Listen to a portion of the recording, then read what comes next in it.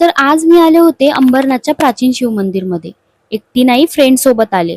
Actually हे शिव मंदिर आमच्या घरापासून 2-3 किलोमीटर वरच आहे, म्हणून ठरवलं बाय वॉक जायचं. तेवढंच गर्ल्स गॉसिपला टाइम. आता तुम्हाला तर माहितीच आहे, मुली एकदा गॉसिप करायला चालू झाल्या की कधी टाइम जातो हे समजत नाही. असंच आम्ही गप्पा मारता मारता मंदिराजवळ कधी पोहोचलो हे आम्हालाच समजलं नाही. आज गर्दी तशी कमीच होती.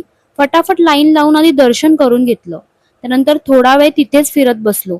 म्हणजे हे मंदिर आहे ना, 1000 वर्षांपूर्वी पांडवांनी एका रात्रीत बांधले असं बोलतात. आणि पूर्ण दगडाचं आहे हा. ह्यावर जे स्कल्पचर आहेत ना, ते सगळे देवदेवी यांच्या कथांवर आहेत. इथे बोलतात एक गुफा होती, म्हणजे इथून एक सिक्रेट रस्ता होता, जो आता बंद केलाय. अशा खूप साऱ्या कथा या मंदिराशी जोडल्या गेल्यात. आता खरं खोटं ठरवणारे आपण कोण ना. तिथेच ना हे पाण्याचं कुंड आहे. त्यातले मासे आणि कासव बघत थोडा वेळ तिथेच थांबलो. बाजूलाच त्याच मंदिराच्या भोवती हे इतके सारे देव होते.